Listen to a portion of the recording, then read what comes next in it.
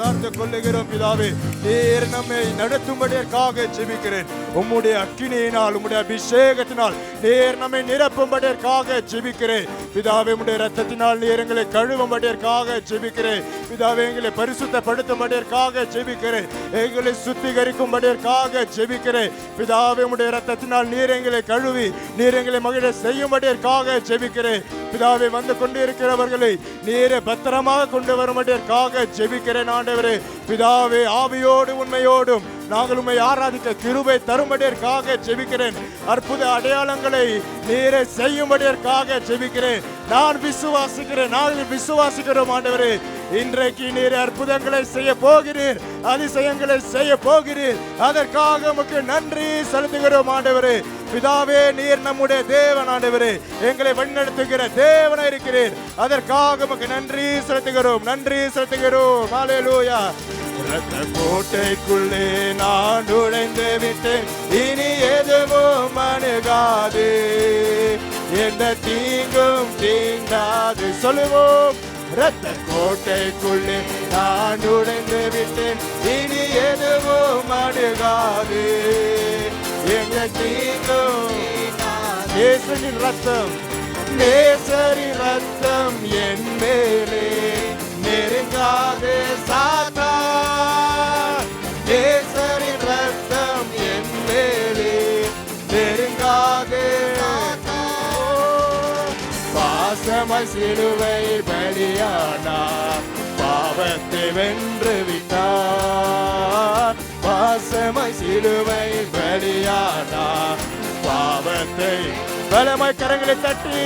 இரத்த கோட்டைக்குள்ளே நான் நுழைந்து விட்டேன், இனி எதுவும் அணுகாது, எந்த தீங்கும் தீண்டா. இரத்த கோட்டைக்குள்ளே, இரத்த கோட்டைக்குள்ளே நான் நுழைந்து விட்டேன், இனி எதுவும் அணுகாது, இந்த தீங்கும் தீண்டாது. இம்மட்டும் உதவின எபினேசரே, இனியும் காத்திடுவார். சொல்லுவோம். இம்மட்டும் உதவின எபினேசரே, இனியும் காத்திடுவார். உலகிலே இருக்கும் அவனை விட என் தேவன் அவர் பெரியவர். உலகிலே இருக்கும் அவனை விட என் தேவன். சொல்லுவோம். இரத்த கோட்டைக்குள்ளே நான் நுழைந்து விட்டேன், இனி எதுவும் அணுகாது, எந்த தீங்கும். இரத்த கோட்டைக்குள்ளே நான் நுழைந்து விட்டேன், இனி எதுவும் அணுகாது, எந்த தீங்கும்.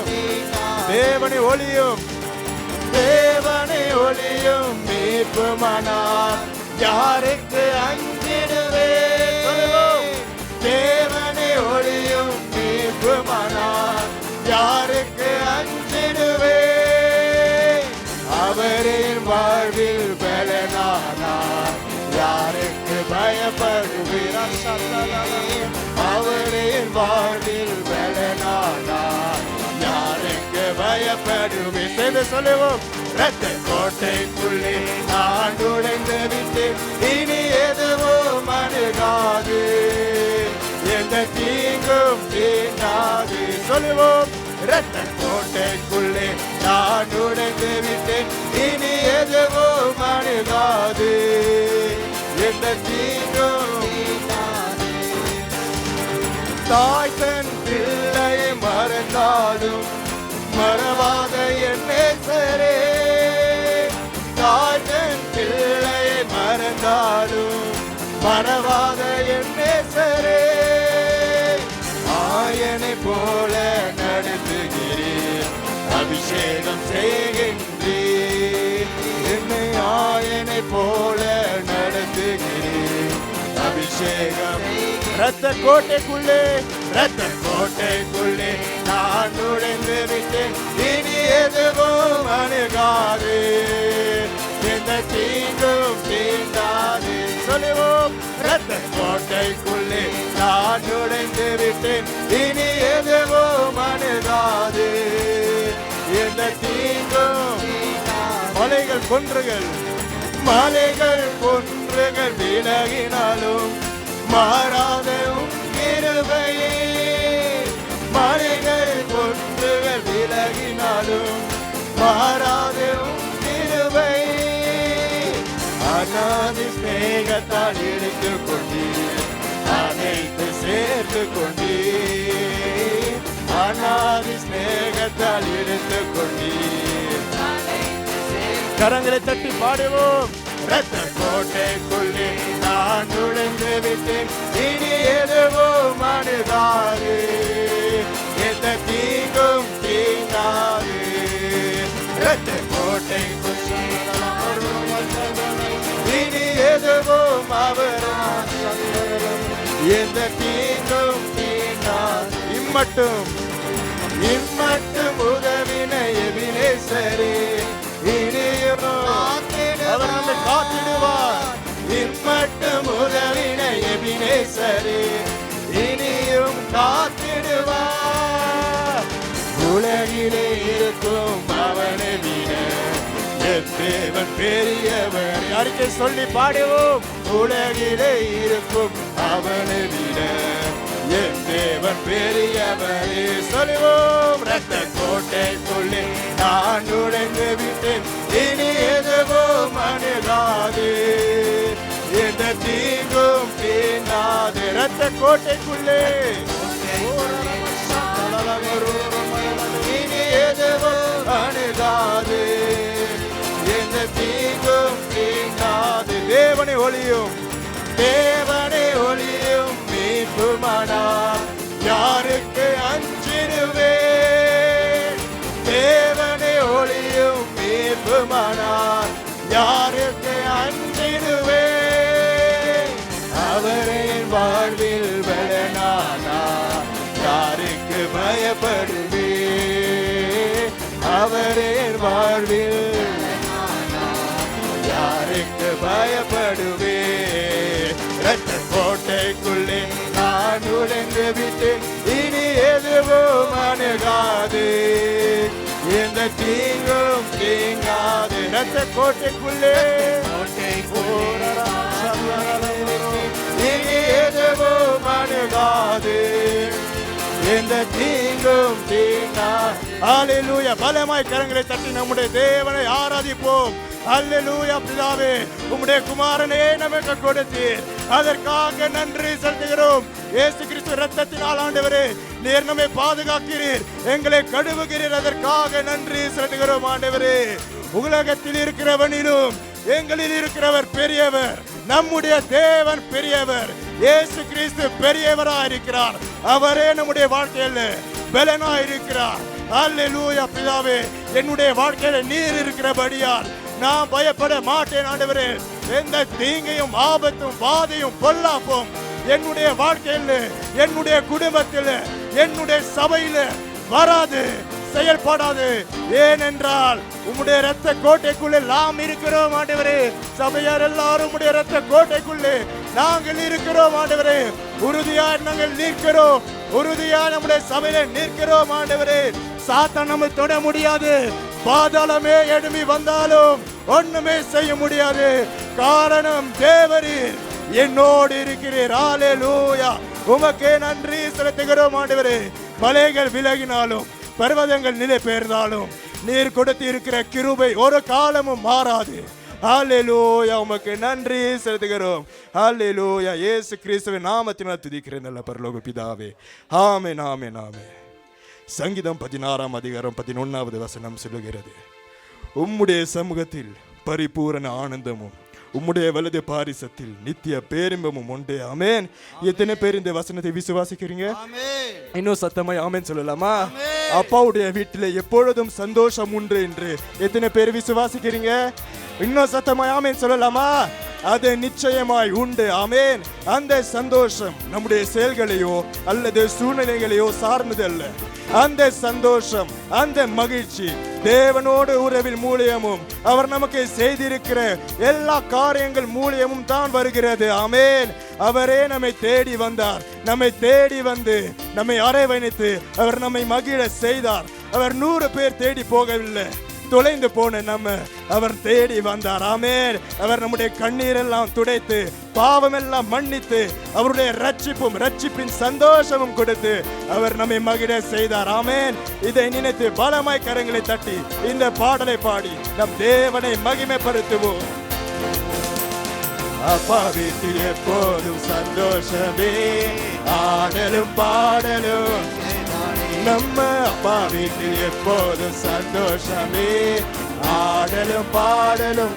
ஆடுவோம் ஆடுவோம் கொண்டாடுவோம், பாடுவோம் நடனமாடுவோம், ஆடுவோம் கொண்டாடுவோம், பாடுவோம். அல்லேலூயா அல்லேலூயா. ஆனந்தமே எல்லையில்லா பேரின்பமே. ஓ அல்லேலூயா. ஆனந்தமே எல்லையில்லா. அப்பா வீட்டில் நம்ம அப்பா வீட்டில் எப்போதும் சந்தோஷமே, ஆடலும் பாடலும் இங்கே தானே. நம்ம அப்பா வீட்டில் எப்போதும் ஆடலும் பாடலும் இங்கே தானே.